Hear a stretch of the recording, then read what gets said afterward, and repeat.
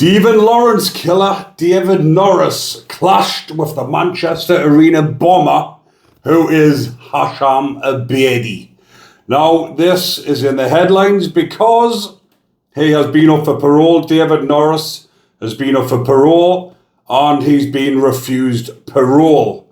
And one of the reasons is it's come to light that he called Hashem Abedi a terrorist inside of HMP Belmarsh. But I will get into it a bit further. But obviously everyone from my sort of area and before, but maybe some of the new lot will not know the Stephen Lawrence murder, which was a racist attack by a bunch of white lads against a black lad. And they were all teenagers at the time, I believe, and it went on for a long time when there was no convictions. And then obviously some breakthrough DNA evidence came to light, and David Norris was one of the killers, or one of the ones that was found guilty on the murder of Stephen Lawrence. So it says in this, reading from the headline at the top, it says, racist murderer threatened Hashem Abedi and called him a terrorist during a heated exchange at Belmarsh. Now, disregarding the fact that obviously David Norris is a racist killer, as he was found guilty of, and that's what it was all about, that murder. Disregarding that, I mean, calling Hashem Abedi a terrorist in a heated exchange is something that a lot of prisoners would be doing. They wouldn't just be calling him a terrorist. They'll be doing a lot more. Then again, he was on the normal wings inside of HMP Belmarsh, and nothing happened to him. Again, we all know the reasons why. Part of the Muslim Brotherhood, which is another story. So I'm just going to read out the article here when it says, one of Stephen Lawrence's killers confronted the Manchester Arena bomb plotter in prison, calling him a terrorist during a heated row, a new report has revealed. So David Norris is now 49, and he threatened Hashem Abedi and swore at him during the clash at Belmarsh prison in southeast London.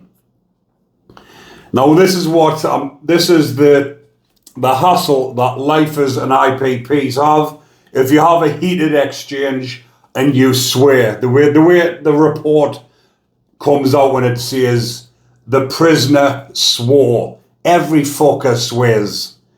Just because you've swore at somebody and you're a lifer or an IPP, you've swore, you've used offensive language, you're not getting your parole, or you're not getting your Cat D or your Cat C because of that. It's human nature to fucking swear.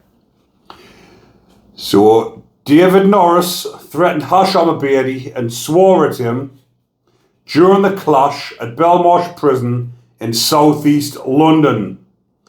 The encounter emerged in documents released by the parole board after Norris was refused released last week on the grounds he remains a danger to the public. Norris was jailed for at least 14 years in 2012 for the unprovoked, racially motivated murder of 18-year-old Stephen Lawrence in Eltham in April 1993. Now, I'm not by any means backing David Norris, but what I am saying is, when the parole board say they're not releasing him on the grounds that he remains a danger to the public, what about all the years in between Stephen Lawrence's murder leading up to the conviction? I'm not sure how many years it is. There was quite a lot of years.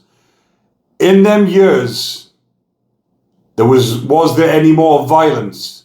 Was he a danger to the public then when they didn't know that it was him, or they did have the suspicions, but it wasn't proven that it was him? So how can they say that he's a danger to the public when he wasn't a danger to the public prior? I mean, obviously, he was a danger to the public when he killed Stephen Lawrence.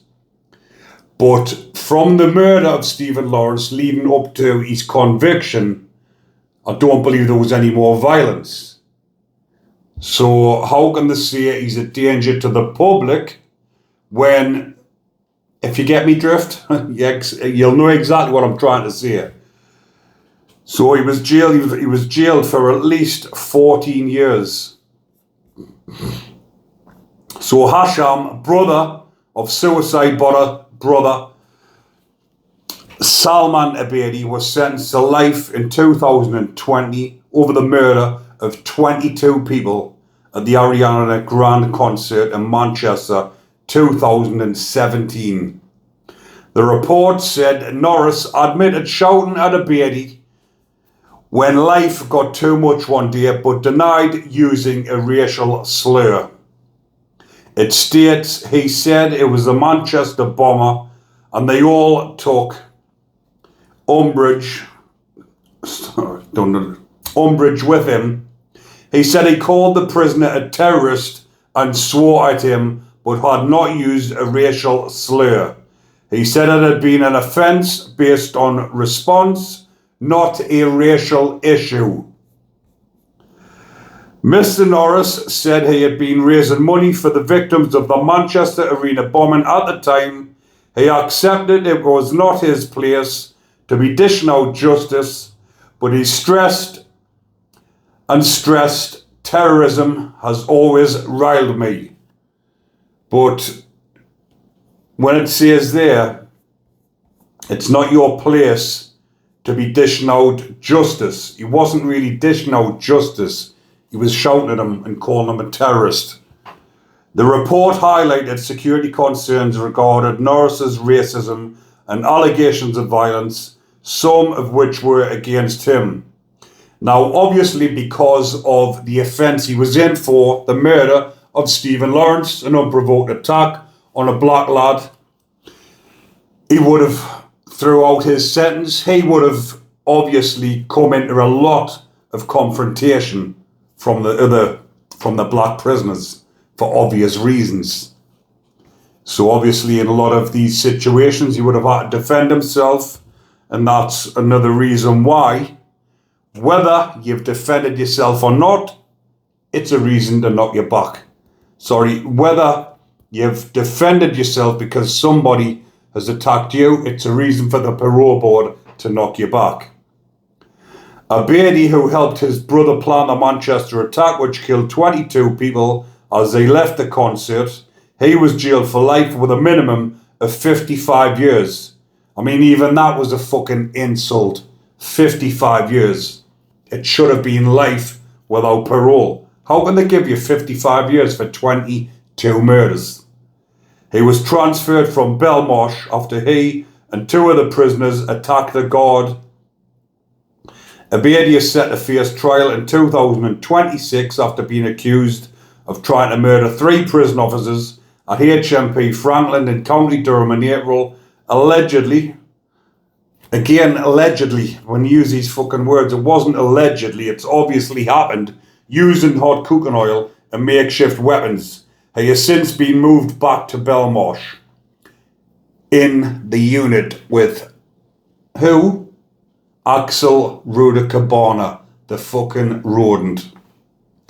Norris was refused parole over concerns. He only expressed remorse for the murder to secure his freedom. Now again, I'm not defending David Norris here, but what I'm getting at is I'm more so backing like the IPPs and Life is Here when they come up for parole. Even though they've expressed remorse, it's still used against you. If you don't express remorse, they use it against you. If you express remorse, they'll say you're only expressing remorse because you want your freedom. So how can you win in situations like that? How can you grant your category C, your category D, or your freedom when you're up against shit like that?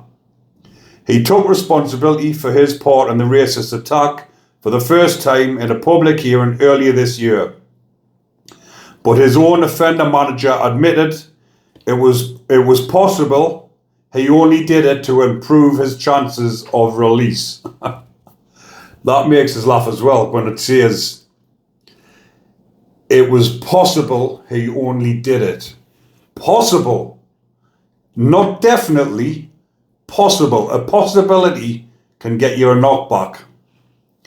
Panel members denied his application after considering a series of racist incidents committed by Norris whilst in prison. He threw excrement at Muslim prisoners who he referenced using a racial slur. He used the N-word in 2022 and reportedly told his daughter he did not want black grandchildren.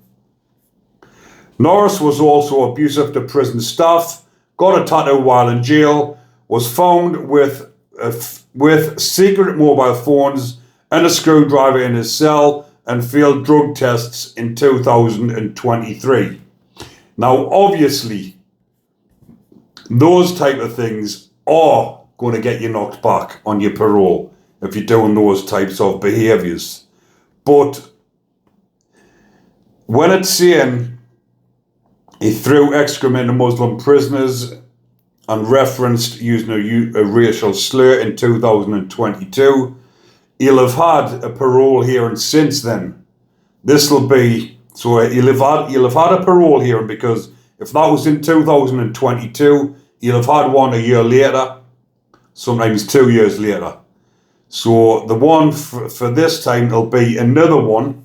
So them things that they've knocked him back for, they'll have knocked him back on his previous one as well. The panel also found there was a serious possibility he had committed other knife attacks, the attempted murder of Stacey Benfield in 1993, of which he was acquitted, and another slashing attack for which he was never charged. So again, one offence he was acquitted on, which means like a not guilty, so it's assumed he didn't commit it. It wasn't him. Then another slashing attack for which he was never charged. So in 1993, all those years ago, a slashing attack for which he was never charged for, but yet in 2025, the parole board have said there's a serious possibility he had committed these attacks, but he was never charged. Madness. Norris, who converted to Buddhism in 2019, admitted punching Stephen 2 or 3 times after the teenager was stabbed and had dropped to his knees in the street. 5 men were initially arrested over the 1993 murder, with Norris and Gary Dobson, both 16 at the time, only brought to justice after a belated forensic breakthrough. Both men were given life sentences in 2012 following a trial at which they denied anything to do with that murder. In other words, of the sentencing judge, scarred the conscience of the nation. Now, just in case, because there will be a lot of people piping up in the comments saying that I am defending David Norris, I am defending a racist murderer. That murder that took place of a teenage boy, Stephen Lawrence, whether black, white, whatever, is uncalled for, unjust. Some innocent person in the street getting stabbed, getting booted and stabbed and punched about off a group of other teenagers is uncalled for. I am not defending him in any way whatsoever. I am talking about the parole board and defending certain prisoners, not David Norris, because obviously he done other things whilst in prison, what it just came to the attention of there. But obviously I am defending prisoners when they come up against the parole board and they come up against situations like this where they're bringing up things that were off 20 odd, 30 odd years ago that you were never charged for, but it was a serious possibility that you might have committed the attack, but you were never charged. That means you were never arrested. Maybe you might have been arrested, took to the police station, interviewed, but you weren't charged. It's still on record. 20 odd years later, there's a serious possibility that you done that, but I was never charged. See where I'm coming from? That's what I'm talking about with the parole board situation. So I just thought I would bring that one to your attention, people, because obviously this was a high profile case. More so, it was a high profile case at the time. A racist attack on an innocent black lad in the street of a group of teenagers, especially when there was no convictions at the time. And another high profile prisoner, Hashem Abedi, who killed 22 innocent people, the majority of them kids, and he only got, I'm saying only, he'll not be released, but 55 years for 22 lives of kids. It should have been life without parole. But on that note, people, I'm going to leave that one there for now. And as usual, if you're enjoying the content, remember to comment, like, and subscribe. I'm sure there'll be a lot of comments on this one because it is a very controversial topic and people will have a lot to say about both of these prisoners. So I'll let you all talk about it in the comment section. So people, stay safe and enjoy the rest of your week. Enjoy the festive season. Most importantly, stay safe.